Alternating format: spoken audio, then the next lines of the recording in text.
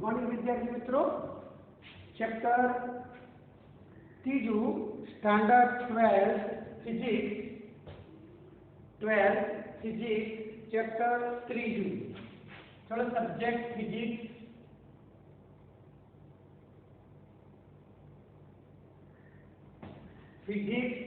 Standard 12 chapter तीजू। चलो बीजो एपिसोड आया। आना આગળના એપિસોડમાં મેં તમને પ્રવાહ વિશે સમજૂતી આપી હતી મિત્રો, પ્રવાહ વિશે સમજૂતી આપી હતી। ઓકે, તો હવે જો પ્રવાહના થોડા સૂત્રો હું બીજા બતાવું તો ધ્યાન આપજો। તો પ્રવાહના જુદા જુદા સૂત્રો મેં તમને આગળના ચેપ્ટરમાં પ્રવાહ વિશેની સંપૂર્ણ માહિતી આપી દીધી। તો પહેલો પોઈન્ટ, પ્રવાહ I = Q/T, I = NE/T, I = NE/T, I = delta Q/delta T, I = dQ/dt। चलो नंबर 1 2 3 4। चलो હવે વર્તુળમય ગતિ થતી હોય માટે તો અગત્યનો પોઈન્ટ વર્તુળમય ગતિ। तो अहींया पाछळना चेप्टरमां सूत्रनो उपयोग थशे मित्रों। ध्यान आपजो, वर्तुळमय गति थती होय तो आ सूत्रनो उपयोग करवानो। आ सूत्र बधा सुरेख गति माटे, प्रवाह तारमां, चलो आ तार होय गति थतो होय तो हवे तार वर्तुळ रिंग होय, रिंग स्वरूपे तार होय अने एमांथी प्रवाह वहेतो होय। दाखला तरीके आ रीते प्रवाह आई वहेतो होय तो मित्रों वर्तुळाकार गतिमां एक चक्कर पूરું થાય। चलो आ इलेक्ट्रॉन માટે ઉપયોગ પણ થશે ઇલેક્ટ્રોન માટે। તો એક ચક્કર પૂરું થાય, એક ચક્કર તો વર્તુળ દરમિયાન એક પરિભ્રમણ પૂર્ણ થવા માટે લાગતા સમયને શું કહેવાય મિત્રો? આવર્તકાળ। તો આવર્તકાળને p કહીશું। ઓકે મિત્રો, આવર્તકાળ p। તો ચલો અહીંયા I થશે Q/T कैपिटल T मित्रों, અને અહીંયા q ની જગ્યાએ ઇલેક્ટ્રોન, કારણ કે વર્તુળમાં ગતિ ઇલેક્ટ્રોન હંમેશા કક્ષામાં ગતિ કરે અને કક્ષામાં ગતિ કરે એટલે વર્તુળમાં ગતિ થઈ ઇલેક્ટ્રોન।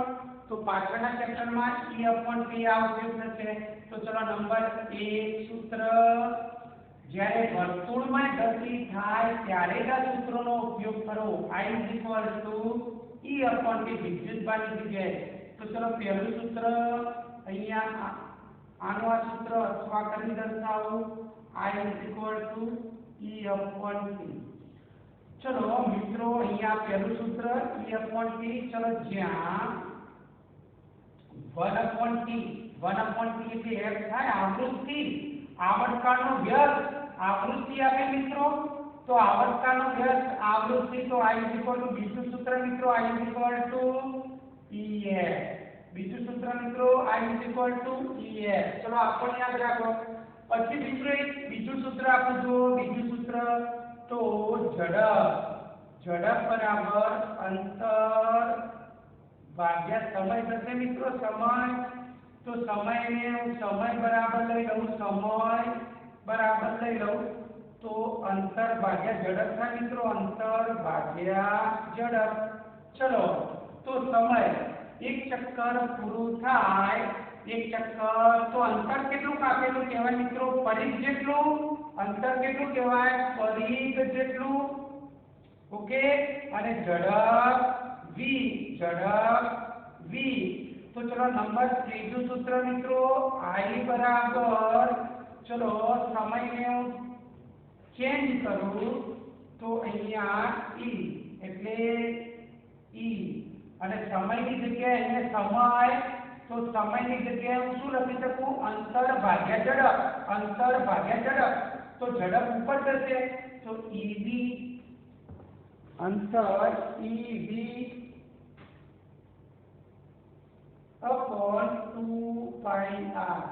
મિત્રો ખૂબ જ અગત્યના સૂત્રો, તો ખાસ ધ્યાન આપજો। આ સૂત્રો પાછળ પણ હું ઉપયોગ ડાયરેક્ટ લખો તો કેવી રીતે આયા એ વખતે ખબર ના હોય તો આ ધ્યાન રાખજો એપિસોડમાં। તો જ્યારે સુરેખ ગતિ થતી હોય, તારમાંથી સીધો પ્રવાહ વહેતો હોય મિત્રો, તારમાંથી સીધો પ્રવાહ तो I is equal to Q upon T, NE upon T, delta Q upon delta T, I is equal to dq upon dt. અને જો વર્તુળમય ગતિ થતી હોય તો વર્તુળમય ગતિ પાછળના ચેપ્ટરમાં ઇલેક્ટ્રોનની જ આવશે, ઇલેક્ટ્રોનની જ આવશે. તો અહીંયા મેં વિદ્યુતભારની જગ્યાએ E કેમ લખ્યું? કારણ કે ઇલેક્ટ્રોનનું મૂલ્ય વિદ્યુતભાર તરીકે ઇલેક્ટ્રોનનું મૂલ્ય, તો અહીંયા E તરીકે તમે 1.6 10⁻19 લઈ શકો. તો જ્યારે કોઈ વિદ્યુતભાર વર્તુળમય ગતિ કરે તો આ ત્રણ સૂત્રનો ઉપયોગ કરવો મિત્રો. E upon T અથવા EF અથવા EB upon 2πr. મિત્રો ખૂબ જ અગત્યના સૂત્રો. ચલો ક્લિયર? તો મેં તમને કાલના એપિસોડમાં જે પ્રવાહ વિશે સમજાયું, I is equal to Q upon T છે મિત્રો. તો પ્રવાહ, ચલો હવે ત્યાર પછીનો ટોપિક કયો તો મોટા ટોપિક કહી દઉં. પ્રવાહ પછી વિદ્યુતભાર સંરક્ષણનો નિયમ. વાહકના આડછેદના કોઈપણ બિંદુ પાસે વિદ્યુતભાર સંગ્રહ ના થાય, નવો વિદ્યુતભાર ઉત્પન્ન ના થાય કે કોઈપણ વિદ્યુતભાર નાશ પામતો નથી. મતલબ અહીંયા આ ચલો એક આ વાહક છે, અહીંયાથી 5 ઇલેક્ટ્રોન દાખલ થયા, 5 કુલમ વિદ્યુતભાર દાખલ થયો. તો 5 કુલમ વિદ્યુતભાર દાખલ થાય તો અહીંયાથી બહાર પણ હંમેશા 5 કુલમ જ બહાર નીકળે.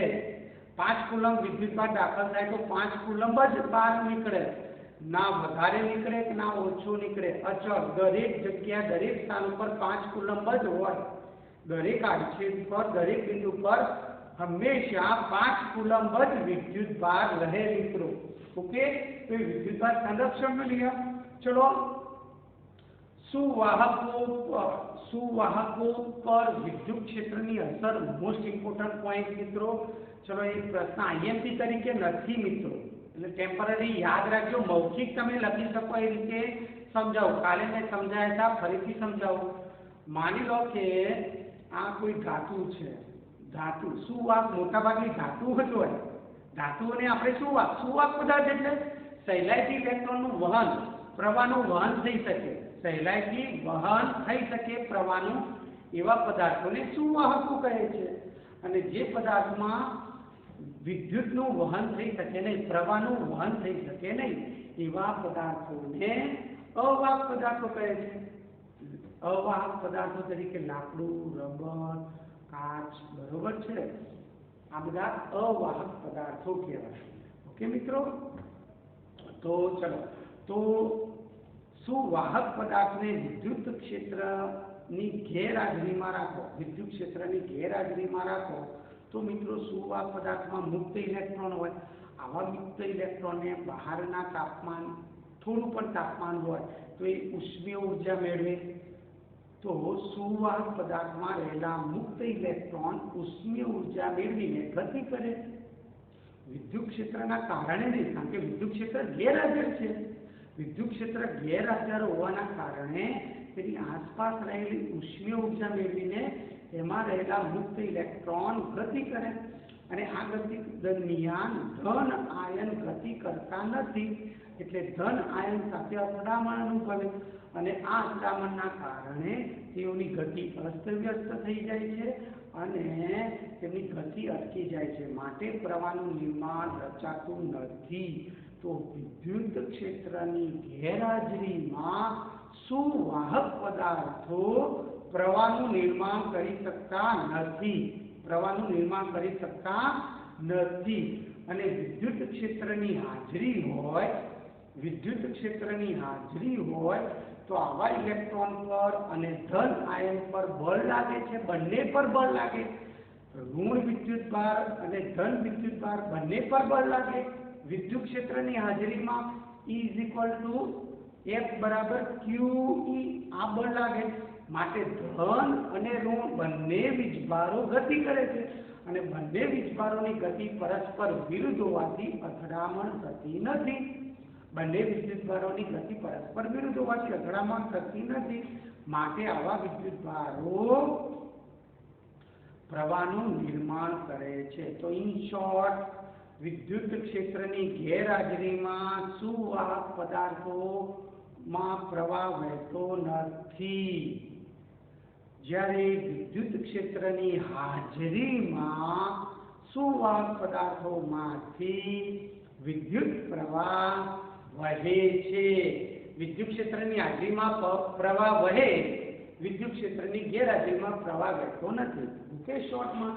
તો ચલો હવે આપણે આગળ પોઈન્ટ જોઈએ મિત્રો. આગળનો પોઈન્ટ લઈએ મિત્રો. આગળનો પોઈન્ટ દર્શાવીએ. ચલો મિત્રો, આગળનો પોઈન્ટમાં હવે આપણે લઈશું અવરોધ. તો મિત્રો પ્રશ્નનું એવી લખો, અવરોધ. તો ચલો આજે અત્યારે તમને પ્રવાહના તમામ પ્રકારના સૂત્રો દર્શાવીને જણાવી દીધા. જીમિતમાં પણ ઉપયોગ થશે આ સૂત્રોનો. આના સિવાય કોઈ સૂત્ર આવે નહીં. મેં બધા જ સૂત્રો તમને પ્રવાહના જુદા જુદા દર્શાવ્યા. તો આ બધા સૂત્રો લખીને મિત્રો યાદ કરી લેજો. કયા સૂત્રો વર્તુળમય ગતિમાં ઉપયોગ થાય, કયા સૂત્રો સુરેખ ગતિ દરમિયાન ઉપયોગ થાય. તો આજનો ટોપિક છે અવરોધ. અવરોધ એટલે શું? સૂત્ર એકમ. ચલો બે ગુણના ક્વેશ્ચનો મિત્રો, બે ગુણના ક્વેશ્ચનો. ચલો અવરોધ તો આઈ ચલે છે વી. તો મિત્રો વ્યાખ્યા આન્સર. પહેલી વ્યાખ્યામાં આ શબ્દ લખવો જરૂરી છે. નિશ્ચિત ભૌતિક પરિસ્થિતિમાં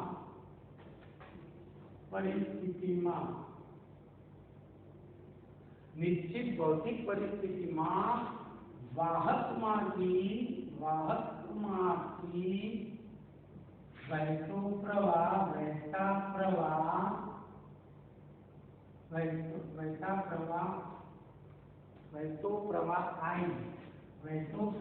I એ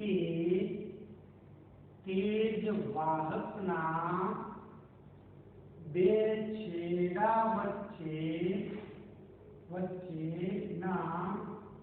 છેડા વચ્ચેના વિદ્યુત સ્થિતિમાનના તફાવતના સમપ્રમાણમાં હોય છે. જેને તેથી આપણે કહી શકીએ આઈ ચલે છે. ચલો આના પરથી પણ કહી શકાય તો અવરોધનો નિયમ. ચલો અવરોધ કોને કહે છે મિત્રો? તો અવરોધનો નિયમ ઓમ. બરોબર છે. ચાલ જર્મન વૈજ્ઞાનિક થઈ ગયો, જર્મન વૈજ્ઞાનિક ઓમે આ વ્યાખ્યા હતી અવરોધ વિશેની, અને એને પ્રશ્ન કર્યો કે નિશ્ચિત ભૌતિક પરિસ્થિતિમાં. તો નિશ્ચિત ભૌતિક પરિસ્થિતિ બોલવી જરૂરી છે મિત્રો. આ શબ્દ ખૂબ જ અગત્યનો. આ શબ્દ લખવો જ પડે અંદર. નહીં લખો તો રાઉન્ડ કરીને માર્ક્સ કાપી શકે. નિશ્ચિત ભૌતિક પરિસ્થિતિમાં વાહકમાંથી જો I પ્રવાહ વહેતો હોય તો તે I તે જ વાહકના બે છેડા વચ્ચેના વિદ્યુત સ્થિતિમાનના તફાવતના સમપ્રમાણમાં હોય છે. નિશ્ચિત ભૌતિક પરિસ્થિતિમાં વાહકમાંથી વહેતો પ્રવાહ I એ તે જ વાહકના બે છેડા વચ્ચેના વિદ્યુત સ્થિતિમાનના તફાવતના સમપ્રમાણમાં હોય છે. ધેરફોર I ચલે છે V મિત્રો. I ચલે છે V. તો તેથી આપણે લખી શકીએ V ચલે છે I પણ લખી શકીએ મિત્રો. તો તેથી ચલ દૂર કરો તો V RI. જો R અચળાંક છે, જેને અવરોધ R કહે છે, તો R એ શું છે? અચળાંક છે મિત્રો. R એ અચળાંક. તેથી અવરોધનું સૂત્ર R V/I મિત્રો. અવરોધનું સૂત્ર થઈ ગયું. આ નિયમ થઈ ગયો. તો ઓહમનો નિયમ. અવરોધ એટલે શું? અથવા ઓહમનો નિયમ. ચલો ઓહમનો નિયમ શું છે? તો અહીં ચાલે ઓહમનો નિયમ સમજાવો. चलो आ क्वेश्चन पूछे अथवा आ क्वेश्चन पूछे तो जवाब सेम राखજો મિત્રો।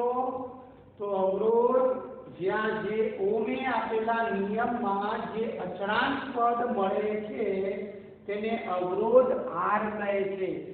ओम द्वारा आपेला नियमમાં जे अचळ पद મળે છે તેને अवरोध आर કહે છે। चलो एकम મિત્રો, तो एकम बनाओ तो बे बनશે। चलो एकम, तो एकम एक वोल्ट प्रति एम्पियर मित्रों, वोल्ट प्रति एम्पियर। चलो एक एकम અને બીજો એકમ। चलो वैज्ञानिक ना नाम परથી આ નિયમ પડે આપણે તો ઓમ નામના વૈજ્ઞાનિક માટે એને ઓમ કહે છે। ચલો આને ઓમ બનચાય ઓમેગા, શું બનચાય ઓમેગા અને એકમ ઓમ।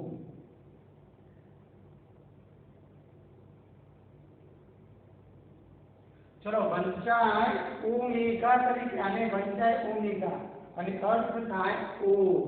આનો अर्थ છે ઓમ। ओके मित्रों, तो તમને अवरोध अथवा ओमનો નિયમ સમજાવો તો આ થઈ ગયો પોઈન્ટ। પછી બીજા પોઈન્ટ કહી દઉં। ચલો કોઈપણ પરિસ્થિતિમાં v અને i નો આલેખ દોરો તો હંમેશા અચળ મળે છે મિત્રો। આ પણ ધ્યાન રાખવાનું, v અને i નો ગુણોત્તર હંમેશા અચળ મળે છે। જુદા જુદા તાપમાને બદલાઈ શકે। तापमान એટલે કહેવાય છે નિશ્ચિત ભૌતિક પરિસ્થિતિ, નિશ્ચિત ભૌતિક પરિસ્થિતિ। तो v चले છે i, v चले છે v વિરુદ્ધ i। तो v વિરુદ્ધ i નો આલેખ કેવો મળે છે મિત્રો? સુરેખ। આલેખ કેવો મળે મિત્રો? સુરેખ। तो દરેક પદ માટે v અને i નો ગુણોત્તર અચળ રહે છે। v વિરુદ્ધ i નો આલેખ સુરેખ મળે છે। તો અગત્યના પોઈન્ટ चलो ओम ની મર્યાદાઓ હવે આમાં જ હું લઈ જાઉં મિત્રો। પોઈન્ટ પાછળ આપ્યો હોય તો વાંધો નહીં, આની સાથે એટેચ કરીને સમજી લેજો। ઓકે મિત્રો, તો ઓમ ની મર્યાદાઓ, ओम ની મર્યાદાઓ મિત્રો। ओम ની મર્યાદાઓ કોને કહેવાય? તો जे द्रव्यों के जे परिपथ के जे रचनाओं v विरुद्ध i ना आलेख के v विरुद्ध i नो आलेख सुरेख મળતો હોય તેવી રચનાઓને ઓમિક રચનાઓ કહે છે। ચલો વ્યાખ્યાઓ। ઓમની મર્યાદાઓ, ચલો ઓમની મર્યાદાઓ હું લખતો નથી પણ ધીરે ધીરે પોઈન્ટ કહું એ ધ્યાનપૂર્વક સમજી લેજો। ચલો પહેલો પોઈન્ટ, જે ઇલેક્ટ્રિક રચનાઓમાં v વિરુદ્ધ i નો આલેખ સમપ્રમાણ મળે છે। જે ઇલેક્ટ્રિક રચનાઓમાં v વિરુદ્ધ i નો આલેખ સુરેખ મળે છે, સુરેખ મળે તો તેને ઓમિક રચનાઓ કહે છે। ઓમિક રચનાઓ, ઓમિક રચનાઓ કહે છે। भौतिक विज्ञानની મોટા ભાગની ઇલેક્ટ્રિક રચનાઓ ઓમના નિયમનું પાલન કરે છે। બીજો પોઈન્ટ, ભૌતિક વિજ્ઞાનની શાખામાં મોટા ભાગની ઇલેક્ટ્રિક રચનાઓ, ભૌતિક વિજ્ઞાનની શાખામાં મોટા ભાગની ઇલેક્ટ્રિક રચનાઓ ઓમના નિયમનું પાલન કરે છે। માટે ઓમના નિયમનું પાલન કરતી ઇલેક્ટ્રિક રચનાઓને ओमिक रचनाओं कहे छे।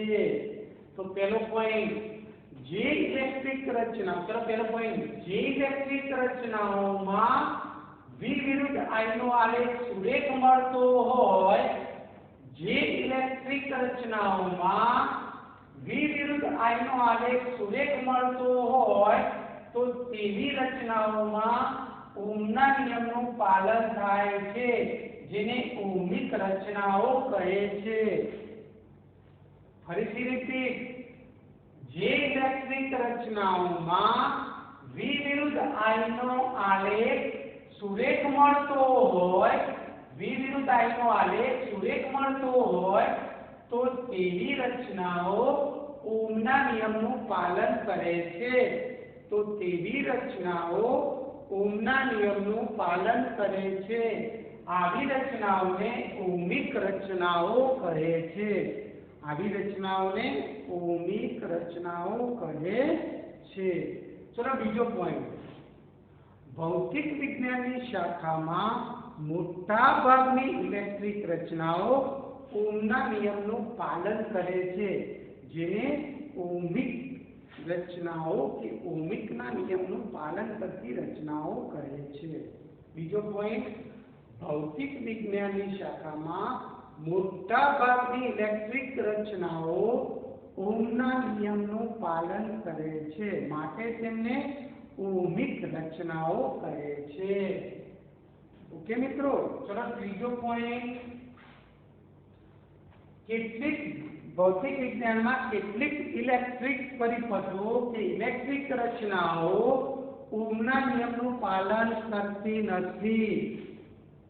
ભૌતિક વિજ્ઞાનમાં કેટલીક ઇલેક્ટ્રિક રચનાઓ ઓહમના નિયમનું પાલન કરતી નથી।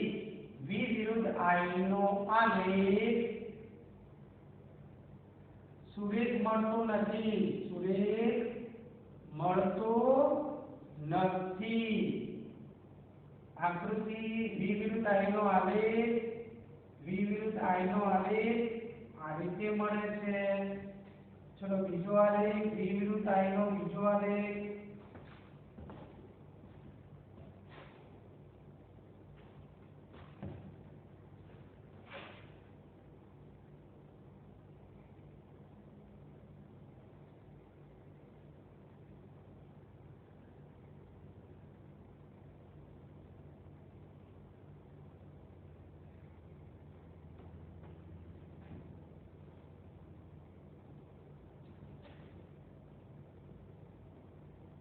सेमीकंडक्टर,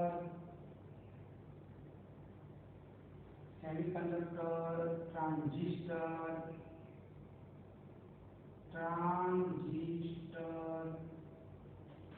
डायोड, आ बधा रचनाओमां V विरुद्ध I नो आलेख सुरेख मळतो नथी। ओके, चलो तो पॉइंट 2 નો ક્વેશ્ચન મિત્રો આ 3 મુદ્દા આલેખ દ્વારા ત્રીજો મુદ્દો પણ સમજાવવાનો। તો ફરીથી રિપીટ કરો, ત્રીજો મુદ્દો સમજાવી બતાવીને પછી હું ફરીથી રિપીટ કરો તો શાંતિથી સાંભળીને લખી લેજો મિત્રો। ત્રીજો મુદ્દો, કેટલીક ભૌતિક રચનાઓમાં, ભૌતિક વિજ્ઞાનની કેટલીક રચનાઓમાં, ભૌતિક વિજ્ઞાનની કેટલીક રચનાઓમાં V વિરુદ્ધ I નો આલેખ સુરેખ મળતો નથી। V વિરુદ્ધ I નો આલેખ સુરેખ મળતો નથી। આવી રચનાઓને નોન ઓહમિક રચનાઓ કહે છે। આવી રચનાઓને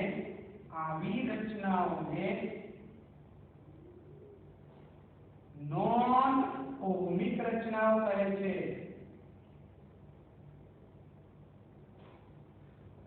तो भौतिक विज्ञान की કેટલીક ઇલેક્ટ્રોનિક રચનાઓમાં, ભૌતિક વિજ્ઞાનની કેટલીક ઇલેક્ટ્રોનિક રચનાઓમાં V વિરુદ્ધ I નો આલેખ સુરેખ મળતો નથી। V વિરુદ્ધ I નો આલેખ સુરેખ મળતો નથી। આવી રચનાઓને નોન ઓહમિક રચનાઓ કહે છે। આવી રચનાઓને નોન ઓહમિક રચનાઓ કહે છે। तो जे इलेक्ट्रिक रचनामां ओहमना नियमनुं पालन थतुं ना होय तेवी रचनाओने नॉन ओहमिक रचनाओ कहे छे। बीजा शब्दोमां अथवा करीने लखવું હોય તો जे इलेक्ट्रिक रचनाओमां ओहमना नियमनुं पालन थतुं नथी तेवी इलेक्ट्रॉनिक रचनाओने नॉन ओहमिक रचनाओ कहे छे। तो आवी नॉन ओहमिक रचनाओने नीचे आलेख द्वारा दर्शावेली छे। तो કેટલાક આલેખોમાં V વિરુદ્ધ I સુરેખ મળતો નથી। तो आवी इलेक्ट्रिक सेमीकंडक्टर, ट्रांजिस्टर, डायोड, बराबर, पीएन जंक्शन डायोड, जेने पीएन जंक्शन डायोड पण कहेवाय। तो सेमीकंडक्टर, ट्रांजिस्टर, डायोड जेवी रचनाओमां, सेमीकंडक्टर, ट्रांजिस्टर, डायोड जेवी रचनाओमां V विरुद्ध I नो आलेख सुरेख મળતો નથી। માટે આ બધી ઇલેક્ટ્રિક રચનાઓને નોન ઓહમિક રચનાઓ કહે છે। તો ઉદાહરણ છે આ બધા ઘટકોમાં સેમિકન્ડક્ટર, ટ્રાન્ઝિસ્ટર, ડાયોડ જેવા ઘટકોમાં વિવિરુદ્ધ આયનો આલેખ સુરેખ મળતો નથી। જો અહીંયા બતાવ્યા છે મેં આલેખો, આ બધા વિવિરુદ્ધ આયના આલેખો સુરેખ મળતા નથી, માટે આ બધી રચનાઓને નોન ઓહમિક રચનાઓ કહે છે, જે ઓહમના નિયમનું પાલન કરતી નથી, જે ઓહમની મર્યાદાઓ છે। ઓકે, તો પહેલો પોઈન્ટ, ભૌતિક વિજ્ઞાનમાં મોટાભાગની ઇલેક્ટ્રિક રચનાઓમાં વિવિરુદ્ધ આયનો આલેખ સુરેખ મળે છે।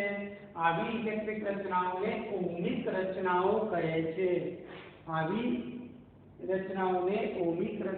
કહે છે। ચલો બીજો પોઈન્ટ, ભૌતિક વિજ્ઞાનમાં મોટાભાગની ઇલેક્ટ્રોનિક રચનામાં ઓહમના નિયમનું પાલન કરતી ઇલેક્ટ્રોનિક રચનાઓને ઓહમિક રચનાઓ કહે છે। વિવિરુદ્ધ આયનો આલેખ, ચલો કેટલીક ઇલેક્ટ્રોનિક રચનાઓમાં વિવિરુદ્ધ આયનો આલેખ સુરેખ મળતો નથી, આવી રચનાઓને નોન ઓહમિક રચનાઓ કહે છે।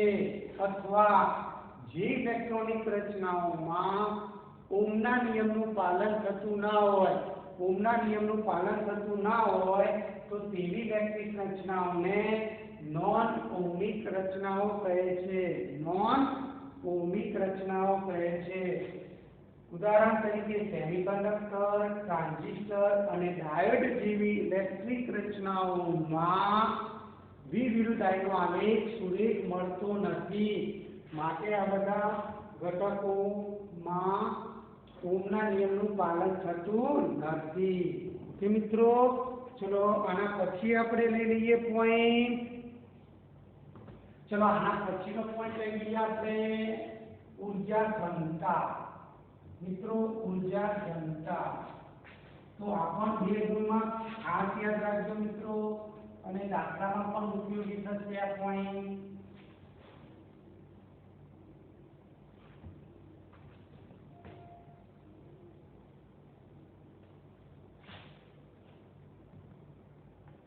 चलो ऊर्जा घनता, प्रवाह घनता। ओके, तो प्रवाह घनता, चलो प्रश्न, प्रवाह घनता એટલે શું? सूत्र, एकम। चलो अपन બે ગુણનો ક્વેશ્ચન મિત્રો ધ્યાન આપજો। તો પહેલો પ્રવાહ ઘનતાની સંજ્ઞા, પહેલો પોઈન્ટ, પ્રવાહ ઘનતાની સંજ્ઞા કેપિટલ જે વડે દર્શાવો, અને જે સદિશ છે મિત્રો, શું છે? સદિશ। તો સંજ્ઞા જેને પ્રવાહ ઘનતા કહે છે। ચલો સૂત્ર મિત્રો, J I upon A, Adish, અને સદિશ સ્વરૂપે લખો તો આદિશ સદિશ સ્વરૂપ, અને સદિશ સ્વરૂપ લખો તો J I upon A, આ સદિશ સ્વરૂપ। મિત્રો, પ્રવાહ વિદ્યુત પ્રવાહ અદિશ છે, યાદ રાખજો, વિદ્યુત પ્રવાહ અદિશ છે। પ્રવાહની રાશિ સદિશ ના કહેવાય, તો વિદ્યુત પ્રવાહ અદિશ છે, પરંતુ પ્રવાહ ઘનતા સદિશ છે। પ્રવાહ ઘનતા સદિશ, પરંતુ વિદ્યુત પ્રવાહ અદિશ છે, એ એક ક્ષેત્રફળ। તો ચલો વ્યાખ્યા મિત્રો, તો વાહકના એકમ 8 દીઠ પસાર થતા વિદ્યુત પ્રવાહને વાહકના એકમ 8 દીઠ, વાહકના એકમ 8 દીઠ, આડછેદને લંબ પસાર થતા પ્રવાહને પ્રવાહને પ્રવાહ ઘનતા જે કહે છે. ચલો વ્યાખ્યા. વાહકના એકમ આડછેદ દીઠ આડછેદને લંબ પસાર થતા પ્રવાહને પ્રવાહ ઘનતા જે કહે છે. તો જેની દિશા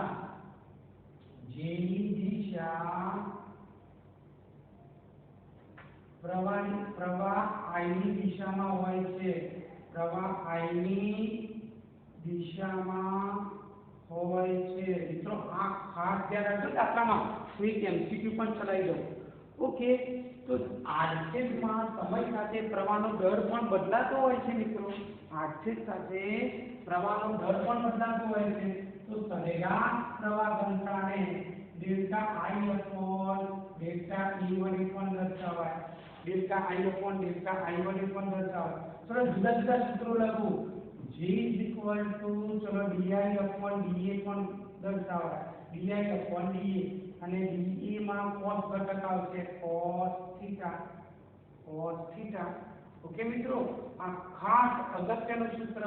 તો is equal to di બરાબર JDA cos theta. મિત્રો આ બધા સૂત્રો અગત્યના. આ સૂત્રો બધા અગત્યના. ઓકે, તો આ બધા પોઈન્ટો યાદ રાખજો મિત્રો, તમારે શોધવાના હોય ત્યારે. તો ચલો અહીંયા તમે ત્રીજું સૂત્ર પણ લઈ શકો. G is equal to I upon A cos theta. તો પ્રવાહ ઘનતાના જુદા જુદા સૂત્રો મિત્રો ઘટક સ્વરૂપે. ઓકે, તો ચલો હું અહીંયા એક એક્ઝામ્પલ લઉં. ધ્યાન દો, એક્ઝામ્પલ બોર્ડમાં પૂછાઈ ગયેલું છે MCQ સ્વરૂપે. તો ચલો અહીંયા એક આડછેદ આપેલ છે મિત્રો.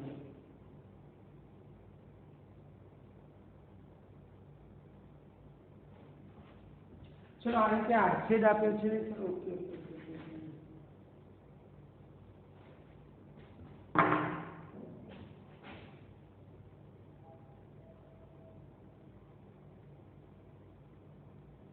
મિત્રો આ રીતે આડછેદ આપ્યો છે અને આ આડછેદની દિશા છે. આડછેદ આપ્યો છે અને આ રીતે 60 અંશનો ખૂણો બતાવેલો છે. આડછેદ, આ શું છે મિત્રો? આડછેદ. ચલો આ રીતે આકૃતિ બતાવી છે અને પ્રવાહ I આ રીતે વહે છે. તો I equal to 2 એમ્પિયર પ્રવાહ વહે છે. I equal to 2 એમ્પિયર પ્રવાહ વહે છે. તો મિત્રો 2 એમ્પિયર પ્રવાહ વહે છે અને આડછેદનું ક્ષેત્રફળ છે મિત્રો 4 મીટર સ્ક્વેર. આડછેદનું ક્ષેત્રફળ છે મિત્રો 4 મીટર સ્ક્વેર. તો પ્રવાહ ઘનતા શોધો, જે શોધો. ચલો આ ક્વેશ્ચન બોર્ડમાં પૂછાઈ ગયો મિત્રો, બરોબર. આ વેલ્યુ જુદી જુદી હશે પણ આકૃતિ સેમ, ખૂણો પણ સેમ. ખાલી પ્રવાહ અને આડછેદના મૂલ્યો જુદા જુદા હોય એટલે પ્રવાહ ઘનતા શોધવાનું છે મિત્રો. તો તમે સૂત્ર જ્યારે પણ થીટા આપેલું હોય આકૃતિમાં થીટા, તો સૂત્ર આ લખવાનું મિત્રો, I upon A cos theta. મિત્રો આ ધ્યાન રાખવાનું. જો થીટા ના આપ્યો હોય તો I upon A અને થીટા આપ્યો હોય તો I upon A cos theta. જો થીટા શું દર્શાવે મિત્રો? જો થીટા એટલે I અને A વચ્ચેનો ખૂણો.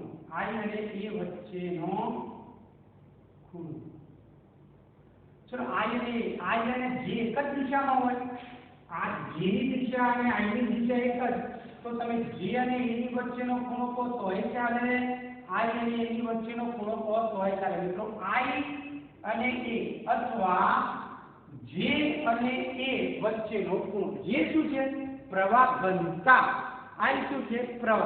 પ્રવાહ અદિશ, પરંતુ પ્રવાહ ઘનતા સદિશ છે મિત્રો. પ્રવાહ ઘનતા શું છે મિત્રો? સદિશ. તો J equal to I upon A cos theta. જે થીટા એટલે I અને A વચ્ચેનો ખૂણો.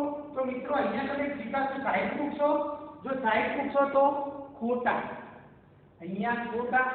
તો મિત્રો પહેલા યાદ રાખો થીટા શું છે, I અને A ની વચ્ચેનો ખૂણો. તો તમારો I તો આ દિશામાં છે અને J અને I વચ્ચેનો, તો J અને I એક જ દિશામાં હોય મિત્રો. તો I આ દિશામાં છે, પણ એ ક્ષેત્રફળ તો મેં આગળના ચેપ્ટરોમાં કીધું, ક્ષેત્રફળ કેવું હોય, સપાટીને લંબ. ચલો એ આ રીતે સપાટી હોય આ રીતે, તો ક્ષેત્રફળ કેવું મિત્રો આ રીતે હોય. હવે હું આ રીતે કરું, ચલો સમતલ આ રીતે કરું તો ક્ષેત્રફળ આમ જાય મિત્રો, સપાટીને લંબ હોય. ક્ષેત્રફળની દિશા હંમેશા સપાટીને લંબ હોય.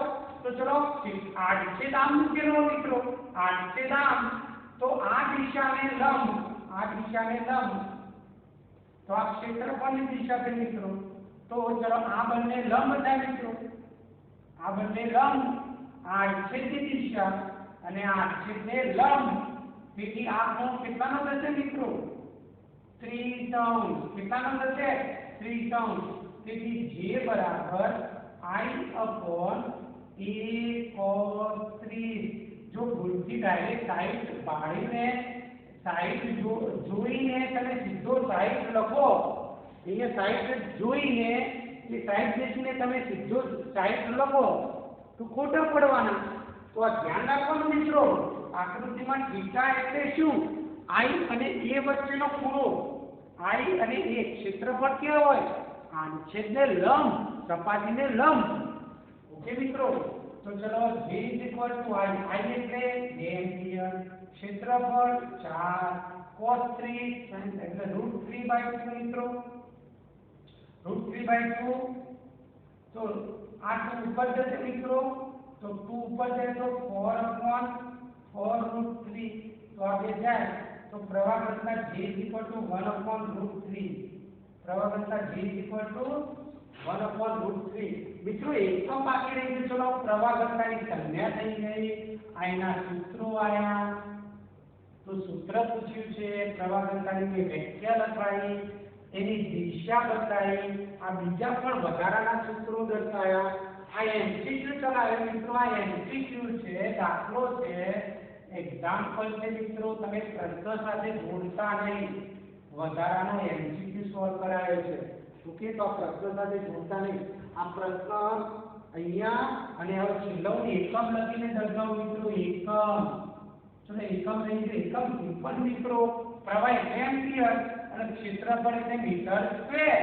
ક્ષેત્રફળ એટલે મીટર સ્ક્વેર અને પ્રવાહ એટલે એમ્પિયર. તો એમ્પિયર પ્રતિ મીટર સ્ક્વેર, એમ્પિયર પ્રતિ મીટર સ્ક્વેર. ચલો એકમ એમ્પિયર પ્રતિ મીટર સ્ક્વેર, એકમ એમ્પિયર પ્રતિ મીટર સ્ક્વેર. તો મિત્રો આ પ્રવાહ ઘનતાની થિયરી અહીંયા સુધી પૂરી થઈ.